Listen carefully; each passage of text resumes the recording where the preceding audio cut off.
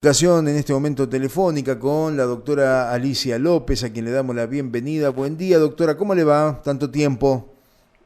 ¿Qué tal, Luis? ¿Cómo andás? ¿Todo bien? Todo bien, sí, todo bien, peleando con la pandemia, peleando con todas las rutinas que estamos teniendo últimamente, pero peor, estamos viviendo con algunas novedades que estamos, digamos, recibiendo todos los días con respecto a ciertas actitudes que se están teniendo a nivel nacional, especialmente con la justicia, y con temas que usted debe conocer muy bien, Alicia, como es el funcionamiento de la Oficina Anticorrupción, ¿no? Y esta decisión que ha tomado de retirarse, digamos, de la causa que se sigue contra Cristina Fernández, allí por Otesur, y alguna otras causas más. Y nos interesaba conocer justamente su concepto sobre este tema, su opinión sobre este tema. Mira, a mí no me extraña. Yo digo, la Oficina Anticorrupción ya desde su creación estuvo mal parida, digamos, ¿no? Porque no se ingresa por concurso público.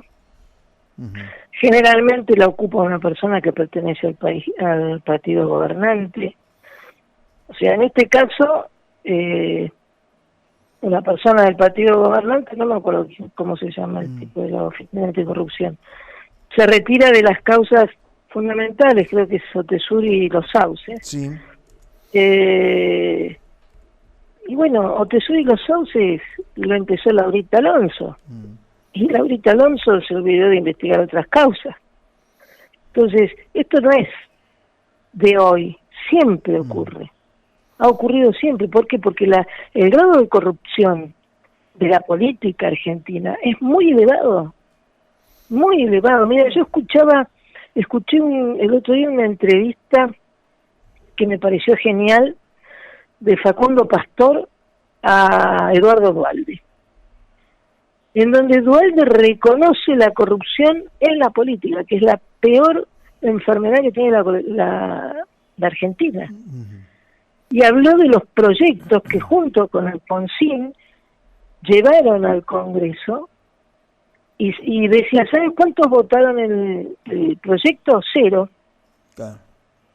Entonces, la realidad es que esto no debe asombrar y todo lo que pueda venir respecto de todas las causas que haya. El top 5 tiene parado primero aceleró y ahora está parado totalmente, ¿sí? Entonces, no debe, ¿qué nos estamos extrañando?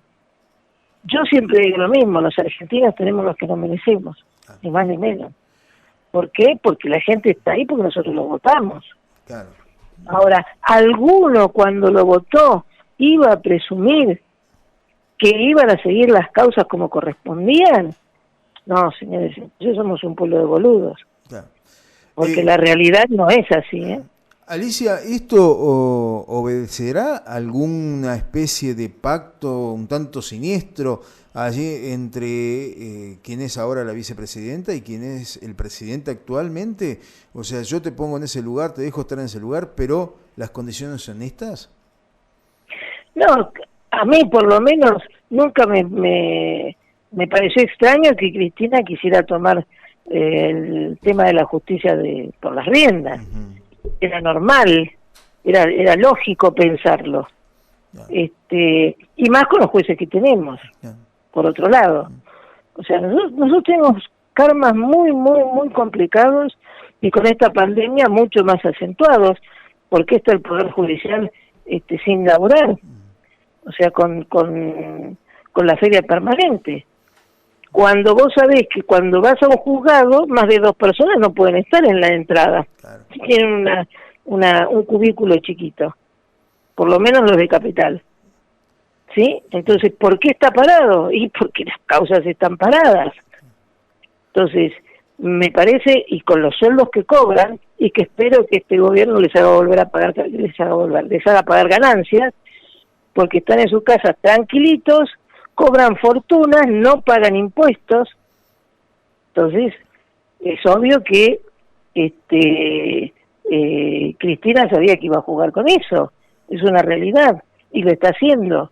Y a través de la Oficina Anticorrupción, bueno, se retira, o sea, se retira de las causas la OA, la causa sigue. Sí, pero hay una parte, digamos, importante que estaba a modo de querellante, allí estaba tratando, o sea, observando de cerca la causa y ahora es como que ya no va a tener acceso a esa causa, ¿no? Ya no tiene más control. ¿Vos creés que una persona designada por este gobierno puede tener algún interés en tener acceso a la causa? No, yo creo que van a acomodar los papeles nada más. Bueno, Esta es una opinión mía, ¿no? Pero me parece que van a no acomodar los papeles. necesita estar, claro, pero no necesita estar la OA para acomodar los Claro, papeles, ¿eh? claro. Los papeles se acomodan dentro de tribunales también. Sí, seguro. Entonces, no, a mí no me extraña para nada, no me extraña para nada.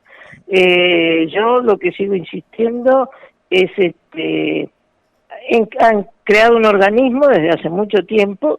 Yo me acuerdo de Garrido, cuando estuvo en la oficina anticorrupción, y se tuvo que ir. Claro. Esta es la realidad.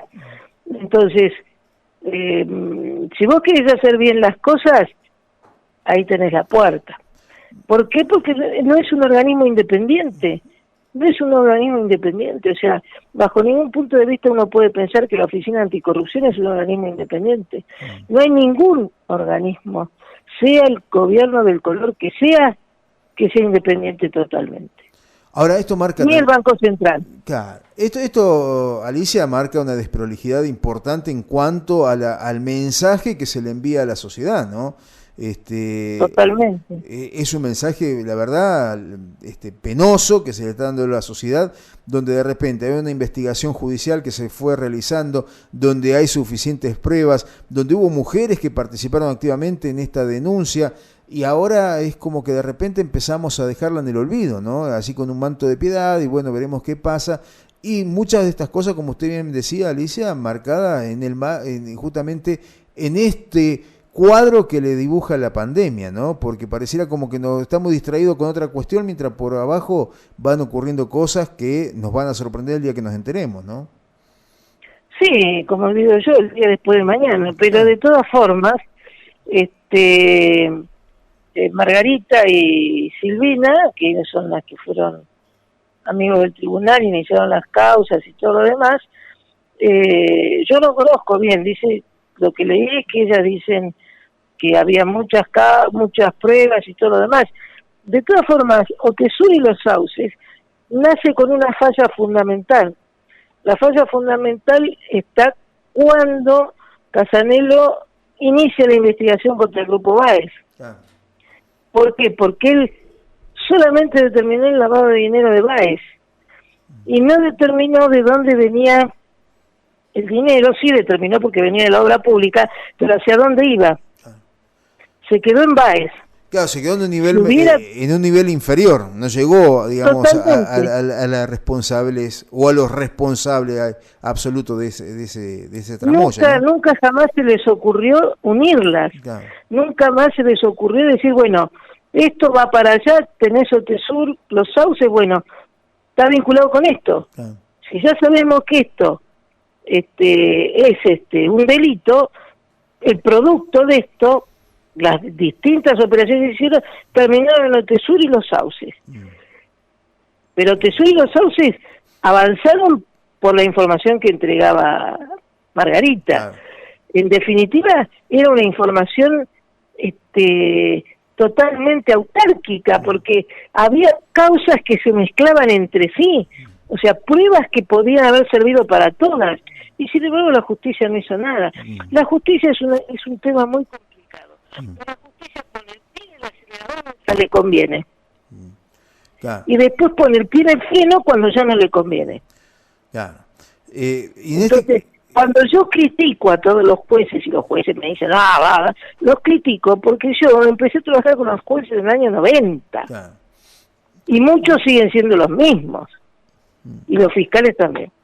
En ese caso, doctora, también podemos ver todo el trabajo que se hizo en su momento con la cuestión de la AFA y hasta ahora no tenemos más información, ¿no?, de lo que ha ocurrido con respecto a ese tema, que usted hizo un trabajo muy, pero muy importante allí, con trazabilidad de cheques, con un montón de movimientos non santos que había en ese momento, y es como que está todo paralizado allí, ¿no?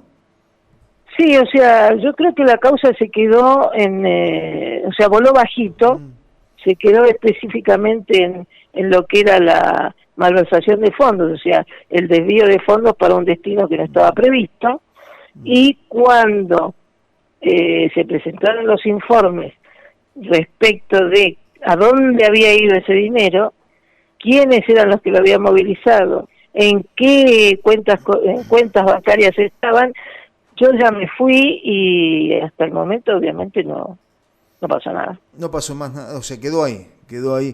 Sí. Qué gran problema que tenemos en la Argentina, ¿no, Alicia? ¿Cómo salimos de este atolladero? Porque justamente del lugar donde nos tienen que dar las respuestas, cuando la política no la da, cuando es la justicia, y allí nos encontramos con estos callejones que se van cerrando y donde nunca se investiga el poder como corresponde, ¿no?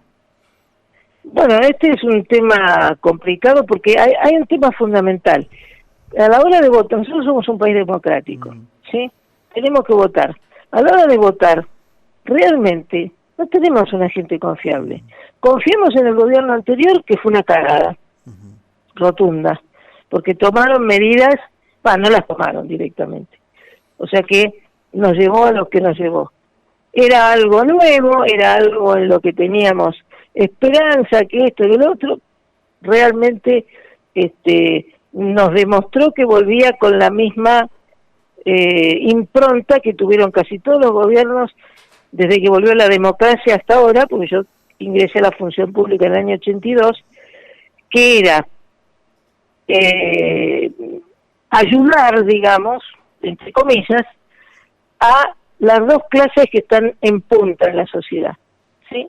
La clase alta, viene la clase media, la clase baja, y después el que yo digo que, digamos, es la clase pobre, indigente, a los que se le da la UH, todas esas cosas, que es la persona que lo único que sabe fabricar o producir son hijos, porque trabajar nunca. Bueno, todos los gobiernos han tomado decisiones para ayudar, entre comillas, a la primera y a la última. Es decir, a la clase alta, que no lo necesita y ha tenido enormes beneficios, enormes, y a estas personas que se llenan, ¿no? ¿Para qué van a ir a trabajar si cobran 50 o 60 lucas por ventanilla? Entonces, todos los gobiernos han tenido este problema. Ya estamos en 1, 2, 3, 4 décadas. Bárbaro. ¿Cómo haces para modificarlo? Complicado. ¿Sí? Y yo creo que Argentina va a pasar Argentina y el mundo está pasando por un momento muy serio, pero Argentina va a pasar por un momento mucho más serio. ¿Por qué? Porque en esta pandemia, que está mal hecho, yo disiento con todos los que dicen que está bien hecho, está mal hecho, porque la Argentina tendría que haber tomado medidas preventivas mucho antes de lo que la tomó, porque sabía que había países que tenían una estrecha vinculación con nosotros, como son Italia, España, Estados Unidos, Brasil, etcétera, que ya habían demostrado casos en febrero, y la Argentina recién determinó medidas estrictas el 19 de marzo. Claro.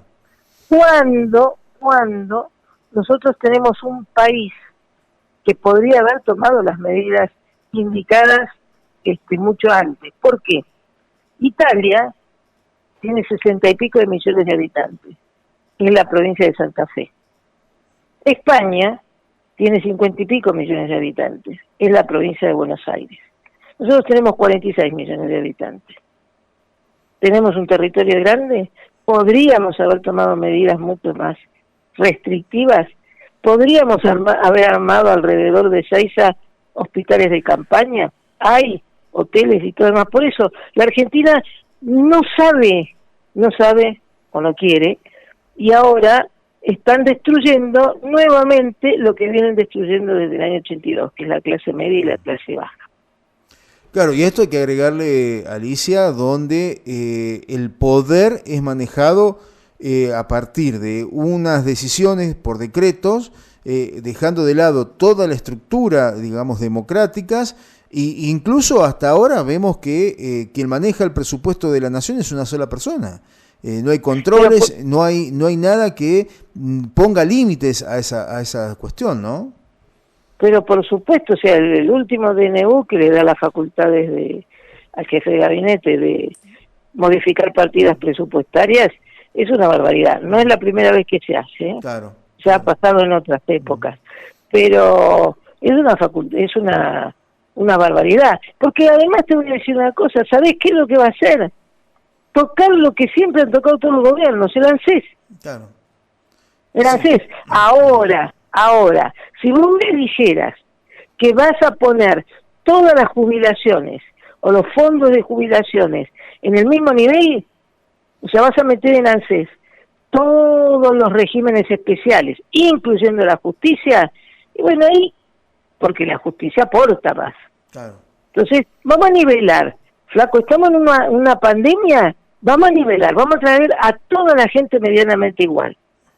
Pero a pesar de todo eso, se está destruyendo el aparato productivo generador del mercado interno, que es la clase media y la clase baja. No hay otro. La clase alta, lo único que hacía era agarrar la plata y ponerla afuera, siempre. Claro. Siempre, y agarrar todos los beneficios que podía agarrar, que se los daban y eran muchos. Y los otros, como dije antes, van y cobran los subsidios y viven de eso, que pagamos nosotros. Entonces, mientras todo eso no se modifique, la Argentina tiene un destino incierto y a mi manera de entender no muy bueno que digamos. Están cerrando, el otro día yo vi que están en la falda cerrando locales. ¿Cómo vas a mantener un alquiler si no tenés abierto el local?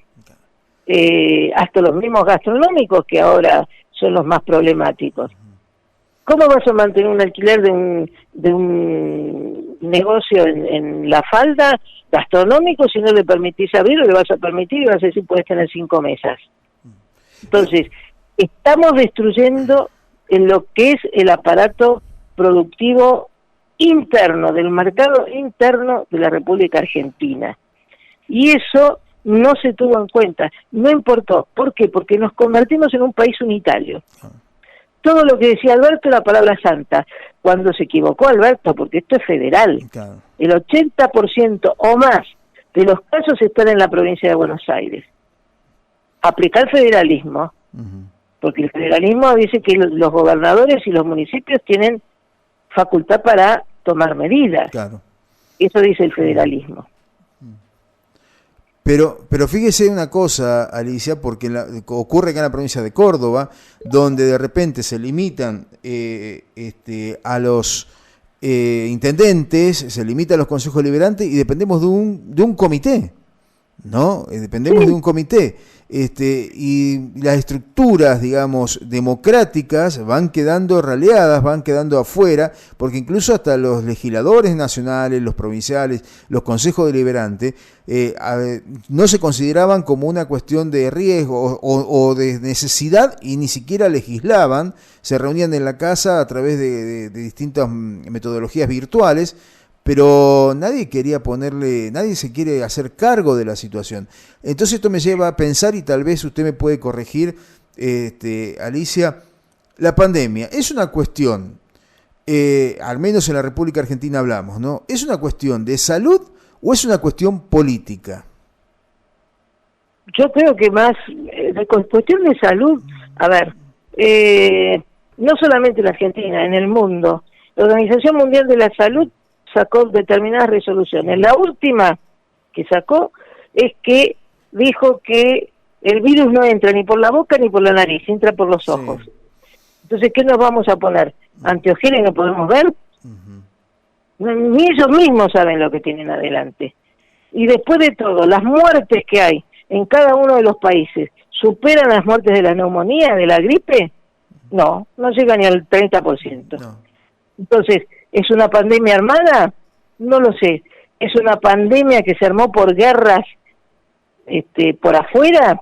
Porque China con el yuan destruyó al dólar. Claro. Entonces, en Argentina específicamente, yo creo que se tomaron medidas demasiado restrictivas y creo que tienen un fin determinado. Claro. Ese fin podría ser político. Sí, político-económico, ¿no? Sí, sí, bueno, sí, van de Político-económico. la mano en estos casos. No nos olvidemos, los que somos viejos y estábamos en la función, que en la década del 90 los bienes de la Argentina fueron entregados a manos de los señores como Soros, Claro. como Mulford, como Merrill Lynch.